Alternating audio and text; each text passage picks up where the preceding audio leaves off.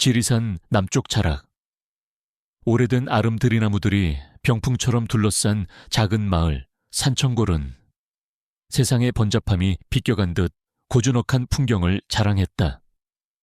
계절마다 피고 지는 야생화와 맑은 계곡 물소리, 밤이면 하늘을 가득 메우는 별들의 향연이 이곳의 일상이었다. 23세 김서연은 이 산골 마을에서 약초를 캐고 나무를 묻히며 홀로 남은 할머니와 함께 살아가는 순박한 처녀였다. 까맣고 깊은 눈망울에 해맑은 미소를 가진 그녀는 비록 가난했지만 자연의 순리대로 살아가는 삶에 만족할 줄 아는 지혜를 지니고 있었다. 그녀의 할머니는 대대로 이 마을에서 약초에 능통했던 10만이의 후예였고, 서연 역시 어깨너머로 배운 풍부한 약초 지식과 함께 산을 제 집처럼 아끼고 사랑했다. 여느 때처럼 이른 새벽, 서연은 허리에 작은 망태기를 차고 이슬이 채 마르지 않은 산길을 올랐다. 여름 장마가 시작되기 전 귀한 약초들을 미리 캐어두어야 했다. 할머니의 오랜 기침에 좋다는 도라지와 관절염에 효험이 있다는 우슬초가 오늘의 목표였다. 지리산의 맑은 공기가 그녀의 폐부 깊숙이 스며들었고, 지저귀는 산사의 소리가 그녀의 발걸음을 경쾌하게 만들었다. 그녀는 익숙한 오솔길을 따라 한참을 올라 인적이 드문 깊은 골짜기로 접어들었다. 이곳은 위험하지만 희귀한 약초들이 숨겨진 그녀만의 비밀 장소였다. 그러나 평화롭던 산의 기운이 심상치 않았다. 전고가 가까워지면서 하늘은 갑자기 먹구름으로 뒤덮였고 바람이 거세지기 시작했다. 서연은 불안한 마음에 서둘러 망태기를 채우고 하산하려 했지만 이미 때는 늦었다. 장대 같은 빗줄기가 순식간에 온 산을 뒤덮었고 천둥 번개가 요란하게 울려 퍼졌다. 한치 앞도 분간하기 어려운 폭우 속에서 서연은 길을 잃고 헤매기 시작했다. 계곡물은 삽시간에 불어나 흙탕물을 쏟아냈고 산길은 미끄러운 진흙탕으로 변해버렸다. 할머니, 서연은 자신도 모르게 할머니를 부르짖었다. 덜컥 겁이 났지만 이럴 때일수록 정신을 바짝 차려야 한다고 스스로를 다독였다. 그녀는 비바람을 피할 수 있는 커다란 바위 아래로 몸을 숨기고 잠시 비가 잦아들기를 기다렸다. 얼마나 시간이 흘렀을까? 빗줄기가 조금 가늘어지는 듯하자 서연은 조심스럽게 다시 길을 찾아 나섰다. 그때였다. 희미하게 들려오는 신음소리 같은 것을 그녀의 예민한 귀가 포착했다.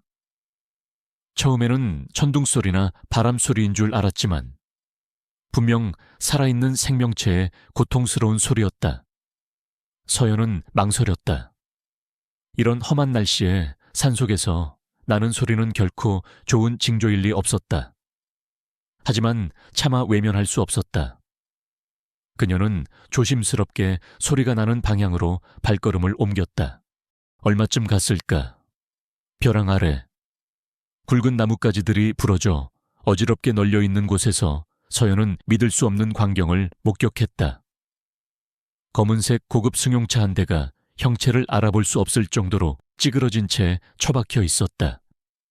그리고 그 옆 진흙탕 위에 한 남자가 피투성이가 된 채 쓰러져 있었다. 비싼 것으로 보이는 남자의 양복은 갈기갈기 찢어져 있었고 머리와 팔에서는 붉은 피가 빗물과 함께 흘러내리고 있었다. 그는 미동도 없이 누워 있었지만 간헐적으로 터져나오는 낮은 신음소리가 그가 아직 살아있음을 알려주고 있었다. 서연은 순간 숨이 멎는 듯했다. 이런 깊은 산골짜기까지 차가 들어올 리 없었다. 아마도 빗길에 미끄러져 벼랑으로 추락한 사고인 듯했다. 그녀는 급히 미끄러운 비탈을 내려가 남자에게 다가갔다. 남자의 얼굴은 창백했고 숨결은 금방이라도 끊어질 듯 미약했다.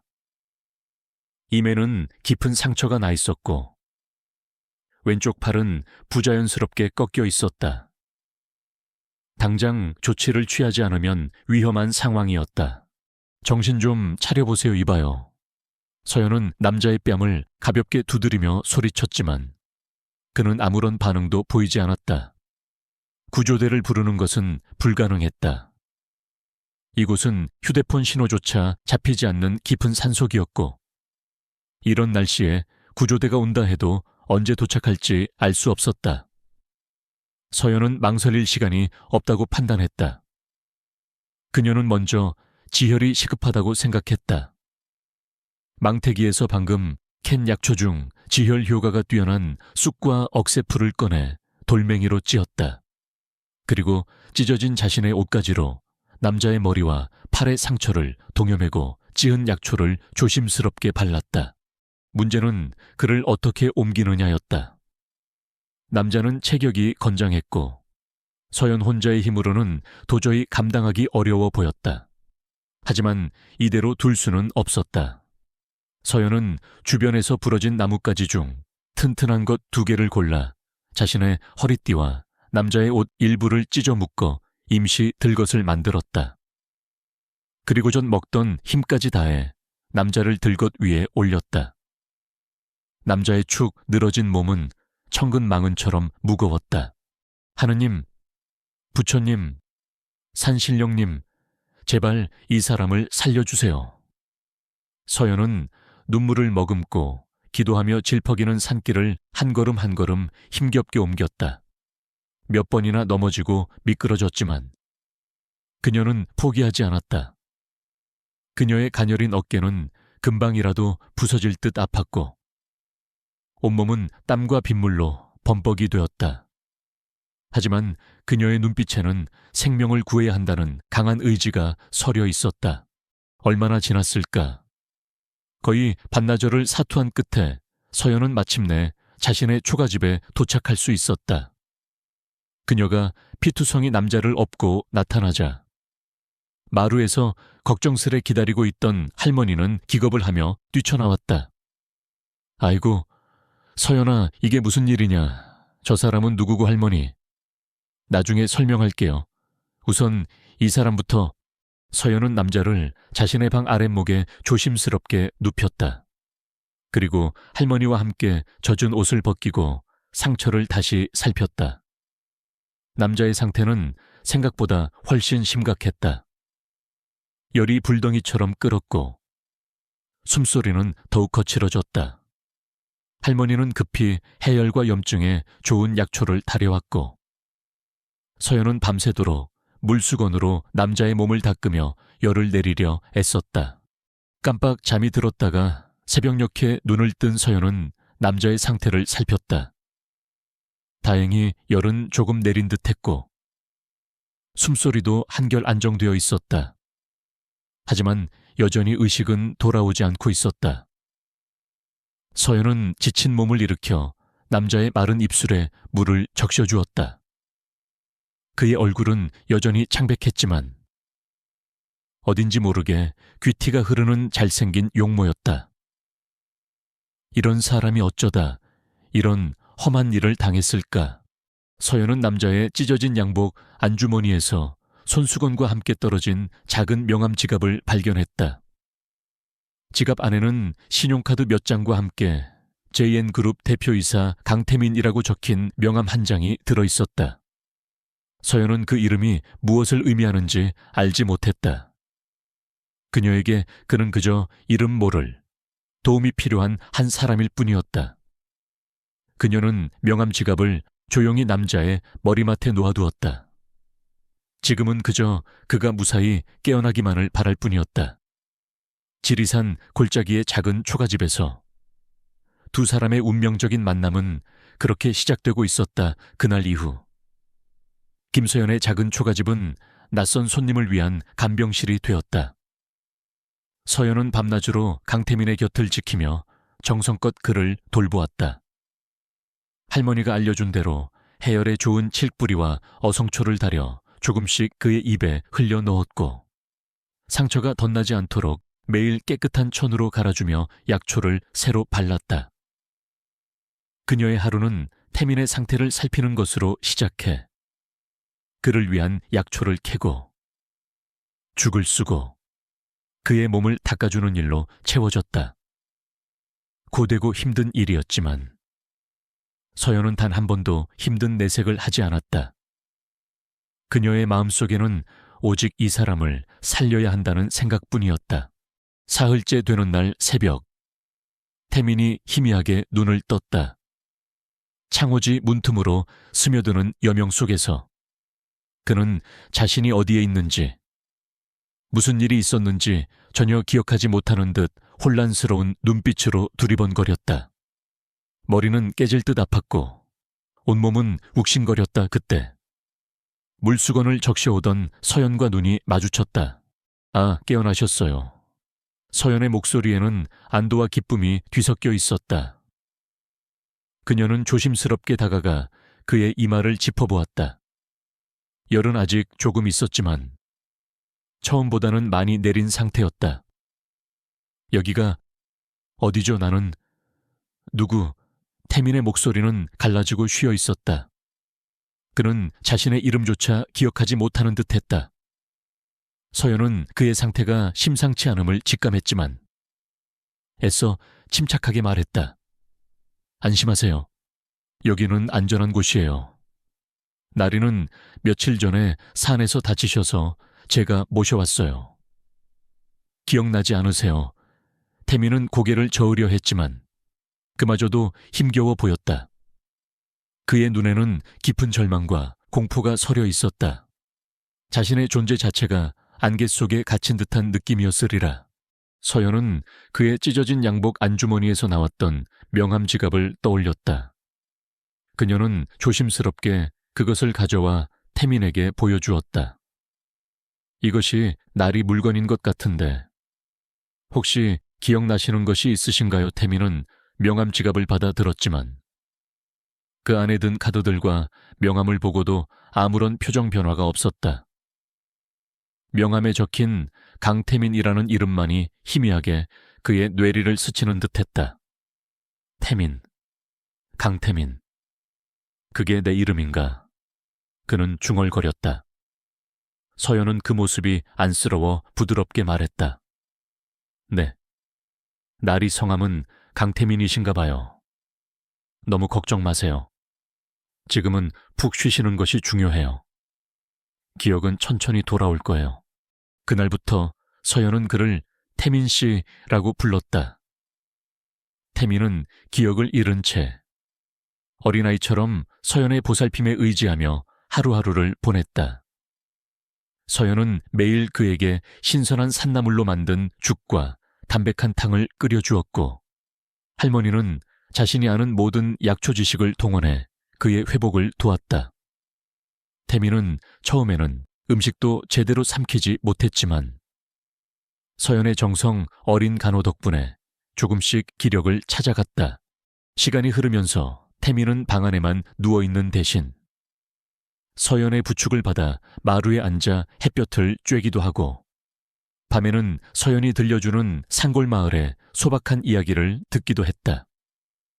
서연은 그에게 지리산의 사계절과 그곳에 깃들어 사는 생명들의 이야기를 들려주었고 태민은 기억나지 않는 자신의 과거 대신 서연이 만들어주는 새로운 이야기들로 공허한 마음을 채워갔다. 그는 서연의 맑고 순수한 눈망울을 보며 왠지 모를 평온함을 느꼈고 그녀의 목소리를 들으면 격렬했던 두통도 조금은 가라앉는 듯했다. 서연 역시 태민과 함께하는 시간이 싫지 않았다. 그는 비록 기억을 잃었지만 말투나 행동에서 어딘지 모르게 배려심과 교양이 느껴지는 사람이었다. 가끔씩 그가 무의식 중에 내뱉는 외국어나 전문 용어들은 그가 평범한 사람이 아님을 짐작하게 했지만 서연에게 그런 것은 중요하지 않았다. 그녀에게 그는 그저 도움이 필요한 그리고 이상하게 마음이 쓰이는 한 남자일 뿐이었다. 어느 날 오후 태민은 마루에 앉아 서연이 약초를 다듬는 모습을 물끄러미 바라보고 있었다. 햇살 아래 드러난 그녀의 하얀 목덜미와 정성스러운 손길. 그리고 풀잎 향기처럼 맑은 그녀의 존재 자체가 그에게는 하나의 위안처럼 느껴졌다. 서연 씨는 왜 나를 구해준 거죠? 나 같은 사람을. 태민의 갑작스러운 질문에 서연은 잠시 손을 멈추고 그를 바라보았다. 사람이 다쳐 쓰러져 있는데 어떻게 그냥 지나칠 수 있겠어요? 누구라도 그랬을 거예요. 그녀의 대답은 너무나 단순하고 명료했다. 태민은 그 말 속에 담긴 꾸밈 없는 선의에 가슴 한구석이 따뜻해지는 것을 느꼈다. 자신이 살아온 세상에서는 쉽게 찾아볼 수 없는 순수함이었다. 고맙습니다. 정말 고맙습니다. 태민은 진심을 담아 말했다. 서연은 부끄러운 듯 살짝 고개를 숙이며 다시 약초를 다듬기 시작했다. 두 사람 사이에는 말없이도 서로의 마음을 어루만지는 따뜻한 교감이 흐르고 있었다. 할머니는 방 안에서 그 모습을 지켜보며 희미한 미소를 지었다. 오랜 세월 산에서 살아온 할머니의 눈에는 두 젊은이 사이에 싹트는 특별한 감정의 기류가 보이지 않을 리 없었다. 태민의 몸은 눈에 띄게 회복되었다. 그는 이제 지팡이 없이도 마당을 거닐 수 있게 되었고 식사량도 늘었다. 하지만 그의 기억은 여전히 돌아오지 않았다. 가끔씩 꿈속에서 파편처럼 떠오르는 낯선 풍경들과 사람들의 모습에 괴로워하기도 했지만 깨어나 서연의 평온한 얼굴을 보면 다시 안정을 찾곤 했다. 그는 이 평화로운 상월 생활에 조금씩 익숙해져 가고 있었다. 아침이면 새소리에 눈을 뜨고 낮에는 서연을 따라 약초를 캐러 가거나 밭일을 도왔다. 밤이면 풀벌레 소리를 들으며 잠이 들었다. 도시에서의 치열했던 삶. 그가 짊어져야 했던 무거운 책임감 같은 것은 전혀 기억나지 않았지만 이상하게도 불안하거나 초조하지 않았다. 어쩌면 이대로 모든 것을 잊고 이곳에서 살아가는 것도 나쁘지 않겠다는 생각마저 들었다. 서연에게도 태민은 일상의 작은 변화이자 설렘이었다. 그가 들려주는 비록 기억나지 않는 과거의 단편들이지만 도시의 이야기들은 그녀에게 새로운 세상을 상상하게 만들었다. 그의 깊은 눈빛과 가끔씩 보여주는 어른스러운 모습은 그녀의 마음을 두근거리게 했다. 하지만 그녀는 애써 그런 감정을 드러내지 않으려 했다. 그는 언젠가 기억을 되찾고 자신의 세상으로 돌아갈 사람이었다. 그저 함께 있는 지금 이 순간이 소중할 뿐이었다. 지리산 골짜기의 풀잎 향기 속에서 두 사람의 마음은 그렇게 조용히 그리고 깊이 서로에게 스며들고 있었다. 태민의 진짜 정체도 그들을 기다리는 미래의 폭풍도 아직은 먼 이야기처럼 느껴지는 평화로운 날들이었다. 지리산의 여름은 푸르렀고 강태민의 기억은 여전히 안개 속에 머물러 있었지만 그의 몸은 서서히 회복의 기미를 보였다. 김서연과 그녀의 할머니가 정성껏 다려주는 약초와 소박하지만 영양가 높은 산골 음식 덕분이었다. 그는 이제 서연의 도움 없이도 혼자 마당을 거닐거나 마루에 앉아 책을 읽는 신용이라도 할 수 있게 되었다.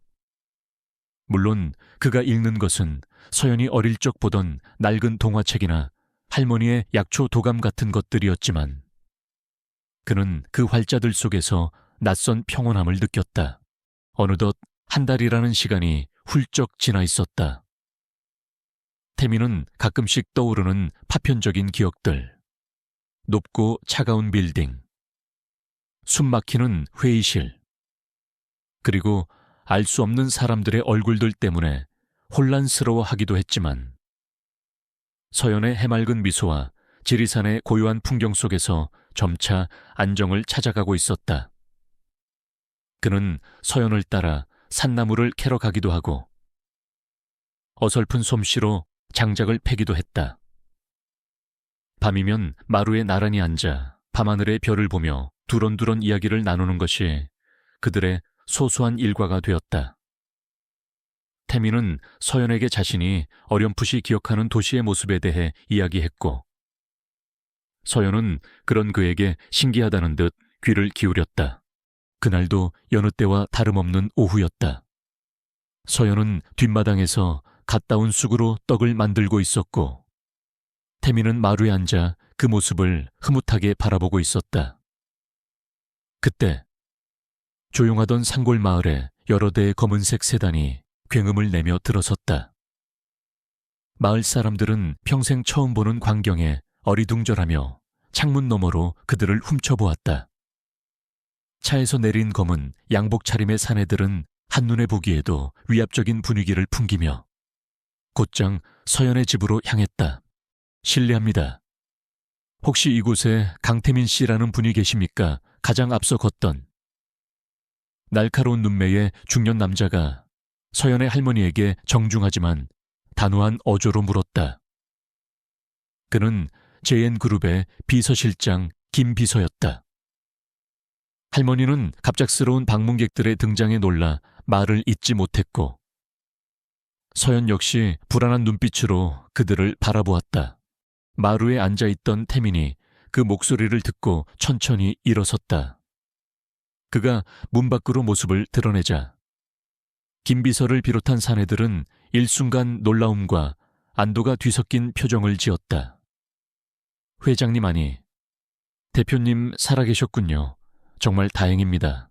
김비서는 거의 울먹이며 태민에게 다가왔다. 회장님이라는 호칭에 태민은 물론이고 서연과 할머니도 어리둥절한 표정을 지었다.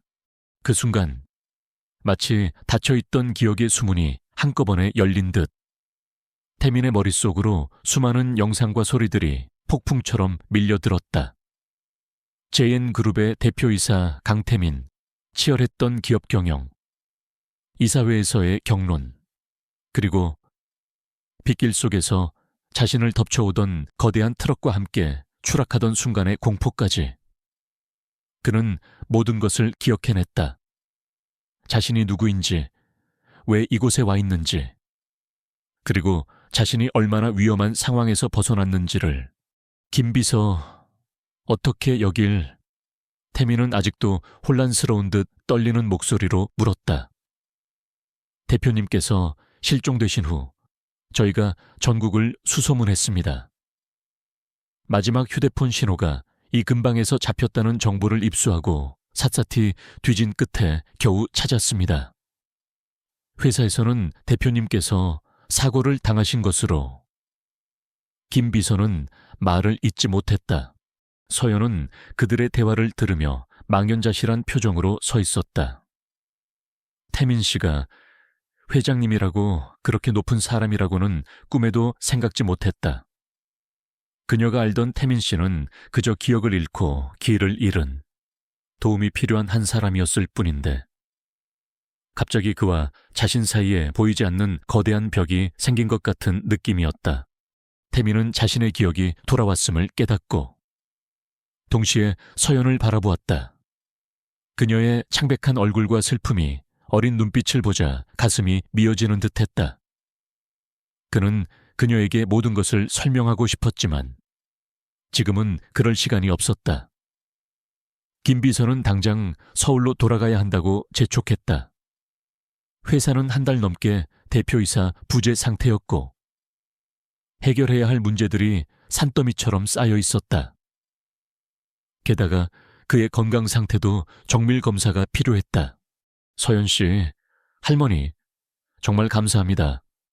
이 은혜는 평생 잊지 않겠습니다. 태민은 서연과 할머니에게 깊이 고개를 숙였다. 그의 목소리에는 진심 어린 감사와 함께 어쩔 수 없는 안타까움이 묻어 있었다. 곧 다시 찾아뵙겠습니다. 꼭. 그는 서연의 손을 잡고 싶었지만 차마 그럴 수 없었다. 김 비서와 다른 수행원들이 지켜보고 있었고 무엇보다 지금의 자신은 그녀가 알던 태민 씨가 아니었다. 서연은 아무 말도 하지 못했다. 그저 눈물만 글썽이며 그의 마지막 말을 가슴에 새길 뿐이었다.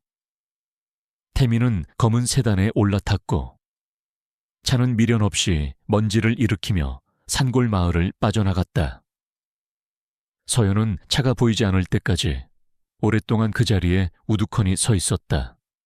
한여름의 햇살은 눈부셨지만 그녀의 마음은 왠지 모를 한기로 가득 찼다. 그가 떠난 마루에는 그가 읽던 낡은 동화책만이 덩그러니 남아있었다. 서울로 돌아온 강태민은 곧바로 병원에 입원하여 정밀 검사를 받았다. 다행히 생명에는 지장이 없었지만 완전한 회복까지는 시간이 더 필요하다는 진단이 나왔다. 병실에는 그의 어머니이자 JN그룹의 실질적인 지배자인 이혜정 회장이 창백한 얼굴로 그를 맞이했다. 태민아, 이게 대체 무슨 일이냐? 한 달 동안 어디서 뭘 하고 있었던 게야? 이 회장의 목소리에는 아들에 대한 걱정과 함께 알 수 없는 분노가 서려 있었다. 그녀는 아들이 단순한 사고를 당한 것이 아닐 수도 있다는 의심을 품고 있었다.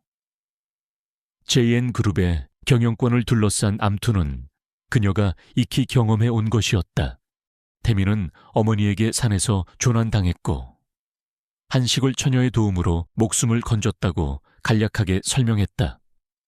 이 회장은 미심쩍은 눈빛이었지만 아들의 건강이 우선이었기에 더 이상 추궁하지는 않았다. 하지만 그녀는 아들의 눈빛에서 이전과는 다른 무언가를 읽었다. 그것은 깊은 고뇌와 함께 어떤 그리움 같은 것이었다. 퇴원 후 태민은 다시 JN그룹의 대표이사로 복귀했다. 밀린 업무와 회의, 그리고 숨막히는 긴장감 속에서 그는 지리산에서의 평화로웠던 날들을 떠올렸다. 서연의 맑은 눈동자, 그녀가 끓여주던 따뜻한 죽, 밤하늘의 별, 그 모든 것이 꿈처럼 아득하게 느껴졌다.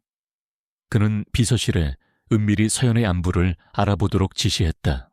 한편 그는 자신의 사고에 대한 의혹을 떨칠 수 없었다. 단순한 빗길 교통사고로 보기에는 석연치 않은 점들이 너무 많았다. 그는 김 비서에게 비밀리에 사고 경위를 재조사하도록 명령했다. 그의 마음속에는 차가운 분노와 함께 자신을 나락으로 떨어뜨리려 했던 보이지 않는 적에 대한 경계심이 싹트고 있었다. 도시의 폭풍 속으로 돌아온 그는 이제 더 이상 과거의 순진한 강태민이 아니었다. 서울로 돌아온 강태민의 삶은 다시금 숨가쁜 일상으로 채워졌다. JN그룹의 대표이사로서 그가 처리해야 할 일들은 산더미처럼 쌓여 있었고 하루가 멀다 하고 이어지는 회의와 보고 그리고 수많은 결정들이 그의 어깨를 짓눌렀다. 밤늦게 텅 빈 사무실에 홀로 남아 창밖의 화려한 도시 야경을 내려다볼 때면 그는 문득 지리산의 밤하늘을 떠올렸다. 그곳에서 보았던 손에 잡힐 듯 쏟아지던 별들과 풀벌레 소리, 그리고 무엇보다 김소연의 맑고 깊은 눈동자가 사무치게 그리웠다.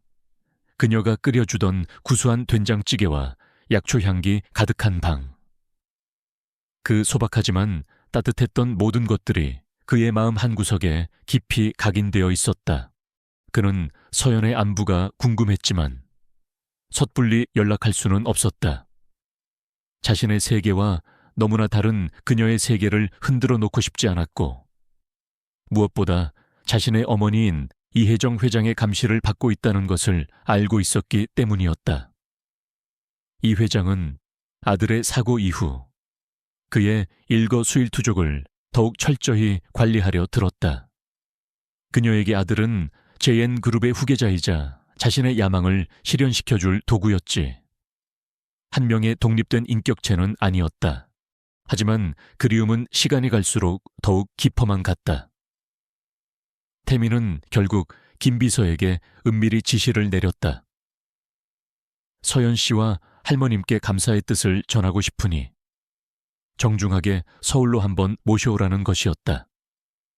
물론 표면적인 이유는 은혜에 대한 보답과 정기 건강검진이었지만 그의 진짜 속내는 단 하루라도 그녀를 다시 보고 싶은 마음 때문이었다. 김 비서는 며칠 후 산청골을 다시 찾았다. 그의 갑작스러운 방문에 서연과 할머니는 적잖이 놀랐지만 태민의 진심 어린 초대에 서연은 깊은 고민에 빠졌다. 서울이라는 곳은 그녀에게 너무나 낯설고 먼 세상이었다.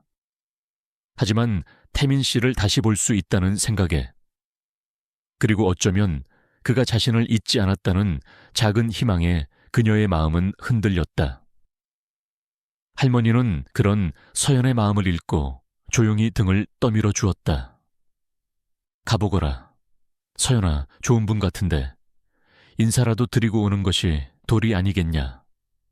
세상 구경도 좀 하고 오고. 며칠 뒤 서연은 난생 처음 기차를 타고 서울로 향했다. 손에는 할머니가 싸주신 약초 꾸러미와 직접 만든 조청이 들려 있었다. 서울역에 마중 나온 김비서의 안내를 받아 도착한 태민의 집은 그녀가 상상했던 것 이상으로 거대하고 화려했다. 높은 담장과 으리으리한 대문, 그리고 넓은 정원을 가진 대저택이었다. 그녀가 살던 초가집과는 비교조차 할 수 없는 다른 세계였다. 태민은 현관까지 마중 나와 그녀를 반갑게 맞이했다. 한 달여 만에 다시 만난 그는 훨씬 건강해 보였지만 어딘지 모르게 수척해진 얼굴에는 깊은 피로감과 함께 복잡한 상념이 서려 있는 듯했다. 와주셔서 고맙습니다. 서연 씨, 그의 목소리에는 진심 어린 반가움이 묻어났다. 서연은 어색하게 웃으며 고개를 숙였다. 그의 옆에 서니 자신이 얼마나 초라한 존재인지 새삼 느껴졌다. 그녀의 서울 생활은 그렇게 시작되었다. 태민은 그녀에게 최고급 호텔 수준의 손님방을 내주었고 유명 병원에서 건강검진도 받게 해주었다. 하지만 서연은 그 모든 호의가 불편하고 부담스럽기만 했다. 그녀는 마치 잘 만들어진 인형처럼 정해진 일정에 따라 움직여야 하는 도시의 삶에 좀처럼 적응하지 못했다. 가장 힘든 것은 태민의 가족, 특히 그의 어머니 이혜정 회장을 대하는 것이었다. 이 회장은 처음부터 서연을 탐탁지 않게 여겼다. 그녀는 서연의 순박한 시골 말투와 세련되지 못한 옷차림, 그리고 무엇보다 그녀의 배경을 문제 삼았다. 그녀의 눈에 비친 서연은 아들의 인생에 끼어든 어울리지 않는 이물질일 뿐이었다. 우리 태민이 생명의 은인이라니 고맙긴 하다만 분수를 아는 것이 중요하단다. 여긴 네가 있을 곳이 아니야. 이 회장은 서연에게 교양 있는 말투와 부드러운 미소를 가장한 채 칼날처럼 차가운 말들을 던졌다. 그녀는 서연에게 최고급 명품 옷과 보석들을 선물했지만 그것은 마치 이런 것이라도 걸쳐야 사람 꼴을 갖출 수 있다는 무언의 조롱처럼 느껴졌다. 태민은 그런 어머니의 태도에 분노했고 어떻게든 서연을 보호하려 애썼다. 그는 서연을 데리고 서울의 이곳저곳을 구경시켜 주었고 그녀에게 도시의 아름다운 모습들을 보여주려 노력했다. 하지만 그럴수록 서연은 자신이 이 화려한 도시와 어울리지 않는 존재임을 더욱 절감할 뿐이었다. 그녀는 마치 콘크리트 정글 속에 피어난 힘없는 민들레 같았다. 아무리 발버둥쳐도 거대한 도시의 벽에 가로막혀 숨막히는 듯한 외로움을 느꼈다. 태민의 주변 사람들 역시 서연을 곱지 않은 시선으로 바라보았다. 그들은 서연의 순수함을 비웃었고 그녀가 태민의 재산을 노리고 접근한 것이 아니냐는 수군거림도 서슴지 않았다. 서연은 그런 시선들 속에서 점점 더 위축되어 갔지만 그녀 특유의 강인함과 진솔함까지 잃지는 않았다. 그녀는 이 회장이 선물한 화려한 옷 대신 자신이 가져온 소박한 옷을 입었고 어색한 사교 모임보다는 저택의 작은 정원에서 풀꽃을 돌보는 것을 더 좋아했다. 태민은 그런 서연의 모습이 안타까우면서도 한편으로는 더욱 사랑스러웠다. 그녀는 마치 거친 세상의 때가 묻지 않은 수정처럼 맑고 투명한 영혼을 지니고 있었다. 하지만 그 역시 그녀를 어떻게 지켜야 할지, 이 거대한 사회적 간극을 어떻게 메워야 할지 막막하기만 했다. 그의 사랑은 점점 더 깊어갔지만 현실의 벽은 생각보다 훨씬 높고 견고했다. 두 사람의 앞날에는 여전히 짙은 안개가 드리워져 있는 듯했다.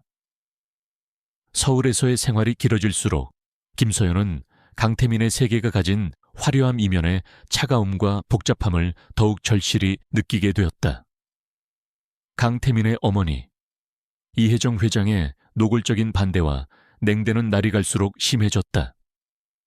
이 회장은 서연을 아들 옆에서 떼어놓기 위해 온갖 방법을 동원했다. 그녀는 서연에게 거액의 돈을 제시하며 조용히 떠나라고 회유하는가 하면 사교 모임에 일부러 그녀를 초대해 상류층 사람들의 교묘한 무시와 비웃음 속에 방치하기도 했다. 심지어는 태민에게 정략 결혼 상대로 유력한 다른 그룹의 딸을 소개하며 서연의 존재를 지워버리려 했다. 아가씨도 알다시피 우리 태민이는 보통 아이가 아니에요. JN그룹을 이끌어갈 제목이지. 그런 아이 옆에는 그에 걸맞은 배경과 교양을 갖춘 사람이 있어야 하는 법이고요. 이 회장은 부드러운 미소 뒤에 서슬퍼런 경고를 담아 서연에게 말했다. 서연은 그런 이 회장의 압박 속에서 매일같이 살얼음판을 걷는 듯한 기분이었지만 겉으로는 애써 담담한 척했다. 그녀는 태민에 대한 자신의 마음이 단순한 동정이나 연민이 아님을, 그리고 그의 돈이나 배경 때문이 아님을 어떻게든 보여주고 싶었다. 하지만 거대한 현실의 벽은 그녀를 더욱더 위축되게 만들었다. 태민은 그런 서연의 힘겨움을 누구보다 잘 알고 있었기에 괴로웠다. 그는 어머니의 부당한 처사에 맞서 서연을 보호하려 했지만 오랜 세월 자신을 억압해온 어머니의 그늘에서 완전히 벗어나는 것은 쉽지 않았다.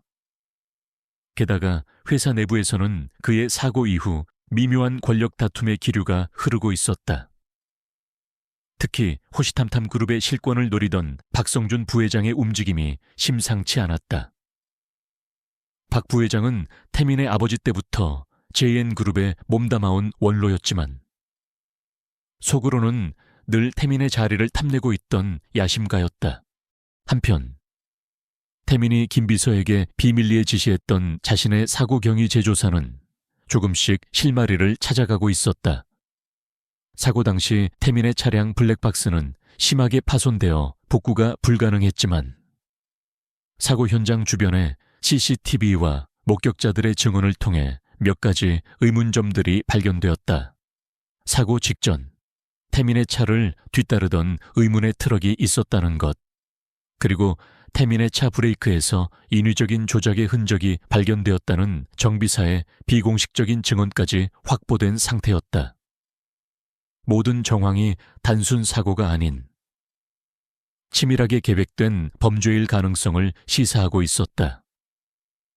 김 비서는 박 부회장과 그 의문의 트럭 운전사 사이에 어떤 연결고리가 있을 것으로 의심하고 조심스럽게 내사를 진행하고 있었다.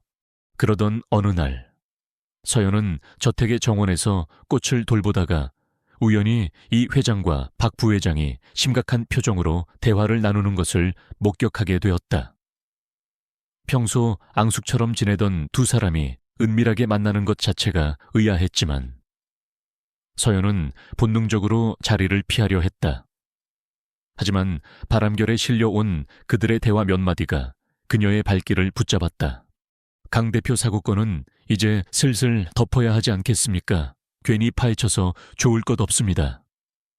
회장님, 박 부회장의 목소리였다.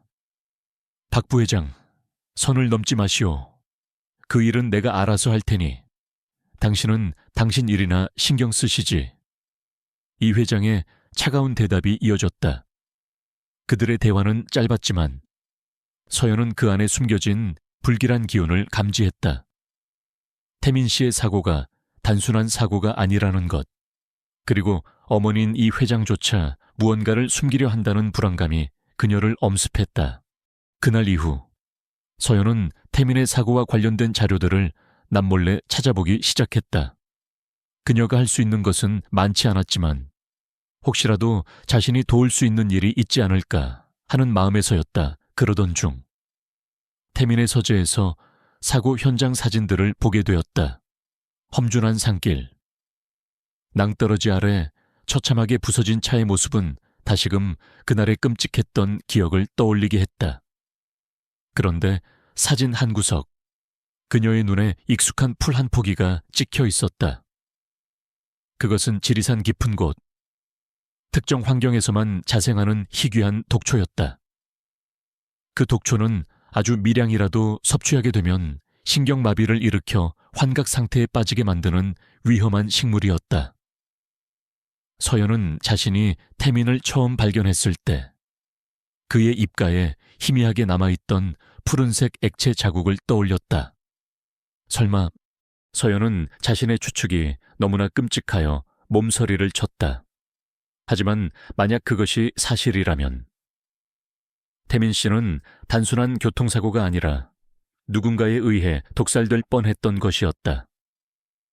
그리고 그 독초는 일반적인 도시 사람들은 절대 알 수 없는, 산에서 생활하는 자신 같은 사람만이 알아볼 수 있는 것이었다. 그녀는 이 사실을 태민에게 알려야 할지 심각하게 고민했다. 하지만 자신의 말을 그가 믿어줄까? 오히려 또 다른 오해를 불러일으키는 것은 아닐까? 엎친 데 덮친 격으로 이 회장은 서연을 더욱 거세게 압박해왔다. 그녀는 서연의 할머니가 위독하다는 거짓 정보까지 흘리며 서연을 고향으로 돌려보내려 했다. 서연은 모든 것이 혼란스럽고 두려웠지만 태민에 대한 사랑과 그를 지켜야 한다는 생각에 쉽사리 물러설 수 없었다. 태민 역시 서연과 어머니 사이에서, 그리고 회사의 암투 속에서 하루하루 피말리는 시간을 보내고 있었다. 그는 서연이 점점 지쳐가고 있다는 것을 알고 있었지만 섣불리 그녀를 자신의 위험한 싸움에 끌어들이고 싶지 않았다. 하지만 서연이 우연히 발견한 독초 이야기는 그에게 새로운 충격과 함께 사건 해결에 결정적인 실마리를 제공했다.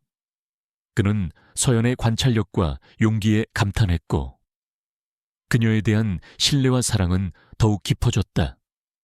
이제 그는 더 이상 망설일 수 없었다. 사랑하는 사람을 지키기 위해서라도, 그리고 자신의 모든 것을 되찾기 위해서라도 그는 이 추악한 음모의 배후를 반드시 밝혀내야만 했다. 사랑의 시련은 더욱 깊어졌고 음모의 그림자는 더욱 짙게 드리워지고 있었다. 김서연이 발견한 독초의 단서는 강태민에게 거대한 충격과 함께 사건의 전모를 파헤칠 결정적인 열쇠를 제공했다. 그는 즉시 김 비서에게 서연이 말한 독초의 성분과 효능, 그리고 그것이 자신의 사고와 어떤 연관성이 있는지 은밀히 조사하도록 지시했다. 동시에 그는 박성준 부회장의 최근 행적과 자금 흐름, 그리고 그와 관련된 의심스러운 인물들에 대한 전방위적인 뒷조사를 감행했다. 진실에 다가갈수록 거대한 음모의 검은 그림자가 그의 숨통을 조여오는 듯했다. 며칠 후 김 비서로부터 충격적인 보고가 올라왔다. 박 부회장이 최근 한약재상을 통해 서연이 언급한 독초를 다량 구매한 사실이 확인되었고 사고 당일 태민의 차량을 들이받았던 트럭 운전사의 계좌로 거액의 돈이 박 부회장의 차명 계좌에서 흘러 들어간 증거까지 포착된 것이었다. 모든 퍼즐 조각이 맞춰지고 있었다. 박 부회장은 태민을 독살하려 했고 만약 실패할 경우 교통사고로 위장하여 그를 제거하려 했던 것이다. 그의 목표는 명확했다. JN그룹의 완전한 장악, 모든 증거를 확보한 태민은 가장 먼저 어머니 이혜정 회장을 찾아갔다. 그는 더 이상 어머니의 꼭두각시로 살지 않겠다고, 그리고 서연 씨에 대한 자신의 진심을 받아들여 달라고 단호하게 말했다. 어머니, 저는 서연 씨를 사랑합니다. 그녀는 제 생명의 은인일 뿐만 아니라 제 삶의 의미를 깨닫게 해준 사람입니다. 어머니께서 반대하신다 해도 제 뜻을 꺾을 수는 없습니다. 이 회장은 아들의 확고한 태도에 당황했지만 평생을 그룹 총수로 군림해온 그녀의 자존심은 쉽게 물러서지 않았다. 네가 아직 세상을 몰라서 하는 소리다. 그 천박한 시골뜨기 계집애가 내 인생에 무슨 도움이 된다는 말이냐. 내 눈에 흙이 들어가기 전에는 절대 허락 못한다 모자 간의 대화는 격렬한 언쟁으로 치달았지만 태민은 한치도 물러서지 않았다. 그는 처음으로 어머니의 그늘에서 벗어나 자신의 목소리를 내고 있었다. 다음 날 JN그룹의 긴급 이사회가 소집되었다. 태민은 이 자리에서 박성준 부회장의 모든 비리와 자신에 대한 살인 미수 혐의를 입증하는 증거들을 폭로했다. 회의장은 순식간에 아수라장이 되었다.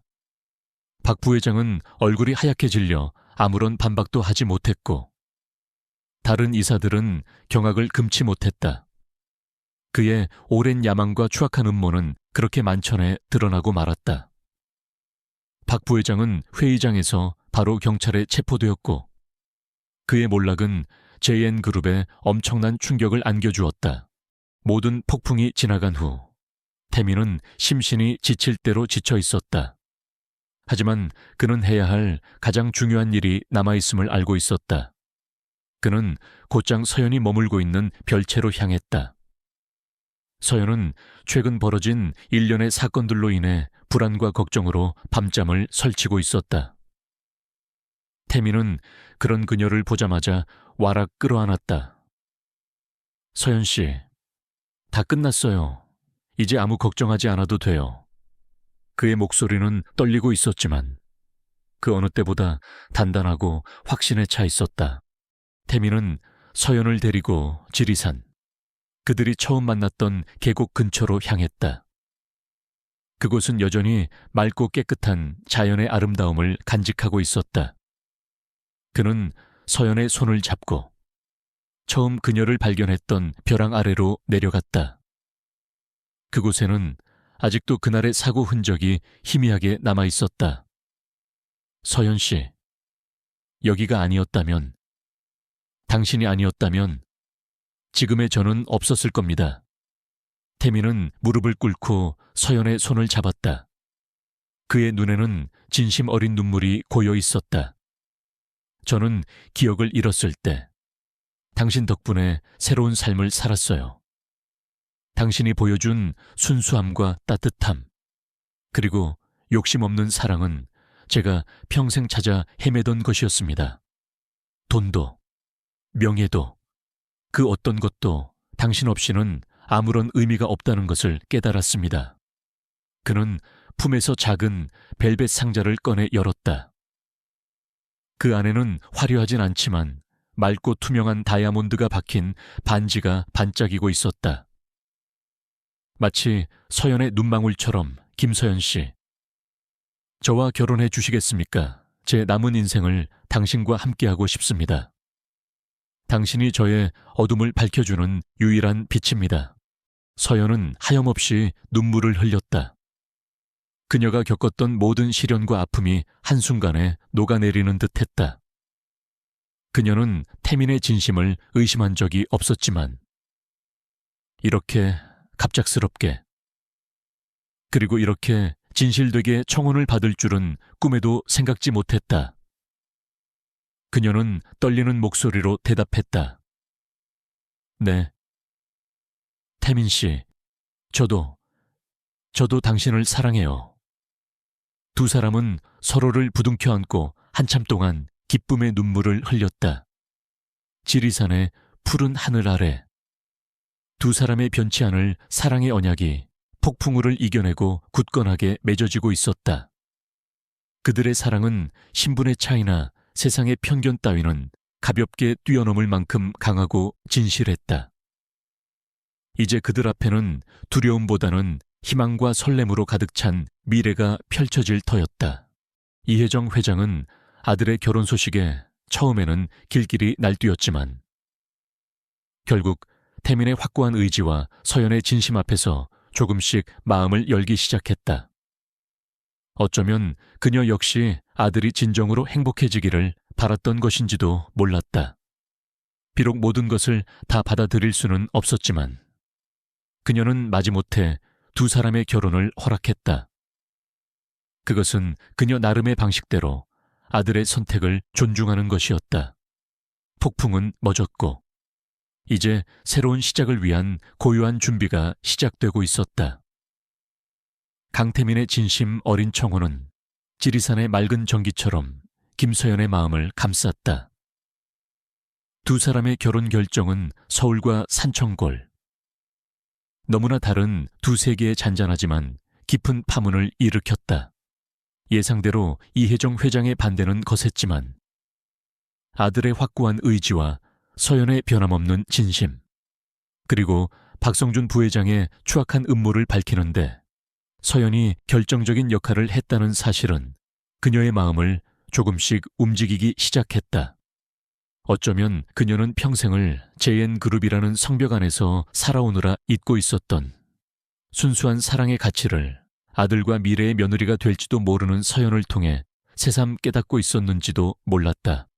박성준 부회장과 그 일당은 법의 엄중한 심판을 받았다. 그의 배임, 횡령, 살인미수 등의 혐의가 인정되어 그는 남은 여생을 차가운 감옥에서 보내게 되었다.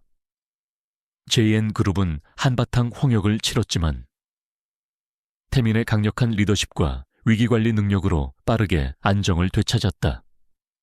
그는 이번 사건을 계기로 그룹 내부의 부정을 뿌리 뽑고 투명한 경영 시스템을 구축하는 데 박차를 가했다.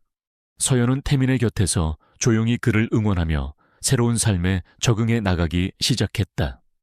그녀는 이혜정 회장이 마련해준 개인 교사에게 상류층의 예절과 교양을 배웠지만 결코 자신의 순수함과 소박함을 잃지 않았다.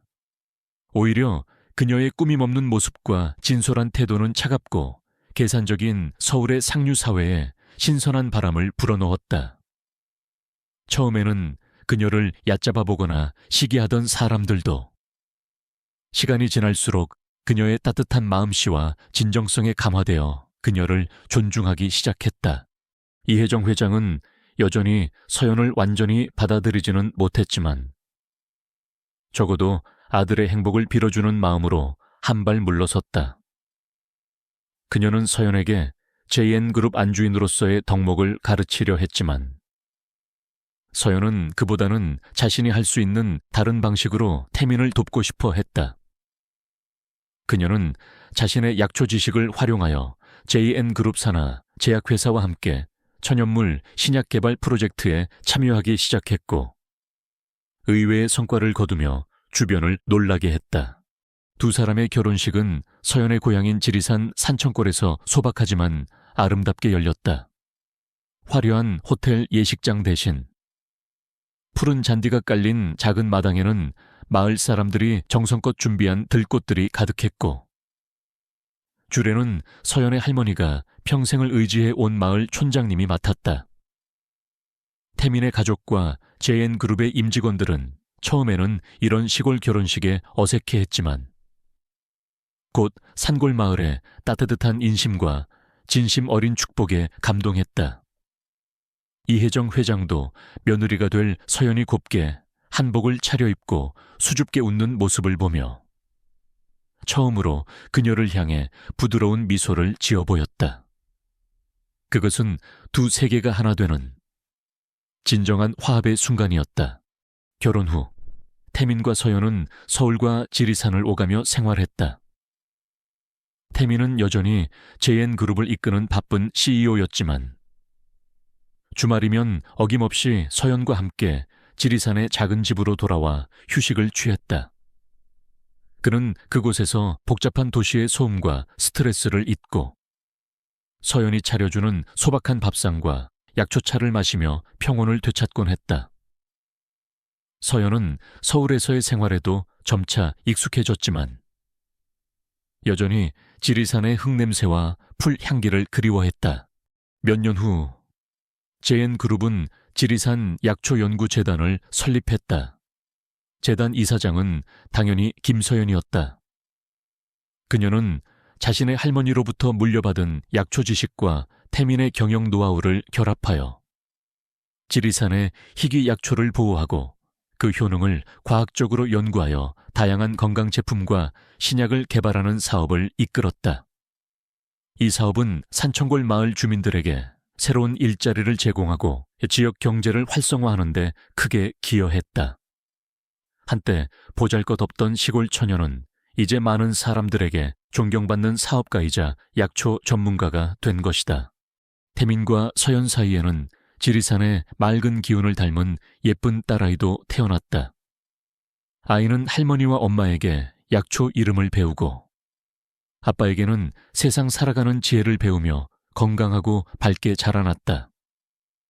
이혜정 회장은 손녀딸을 보면서 이전에는 느껴보지 못했던 따뜻한 행복감을 맛보았고 며느리 서연을 진심으로 아끼고 사랑하게 되었다. 어느 봄날 태민과 서연은 딸아이의 손을 잡고 지리산 계곡을 찾았다. 그들이 처음 만났던 그 자리에는 이제 예쁜 들꽃들이 만발해 있었다. 태민은 서연의 어깨를 감싸 안으며 속삭였다. 서연아, 당신을 만나지 못했다면 지금의 나는 없었을 거야. 당신은 내게 세상을 다시 살아갈 용기와 사랑을 가르쳐 줬어. 고맙고 사랑해. 서연은 태민의 가슴에 얼굴을 묻고 행복한 미소를 지었다. 그녀의 손에는 여전히 그 낡은 100원짜리 동전이 없었지만 그것은 태민이 청혼 반지와 함께 소중히 간직하고 있었다. 그녀의 마음속에는 그 어떤 보석보다 빛나는 사랑과 행복이 가득 차 있었다. 두 세계는 그렇게 하나가 되었고 그들의 사랑은 마치 지리산의 사계절처럼 변함없이 깊어지고 있었다. 절망의 벼랑 끝에서 시작된 운명적인 만남은 이제 수많은 사람들에게 희망과 행복을 전하는 아름다운 이야기로 이어지고 있었다. 그것은 마치 어둠이 걷히고 밝아오는 새벽빛처럼 두 사람과 그들 주변의 모든 것을 따뜻하게 비추는 새로운 시작이었다.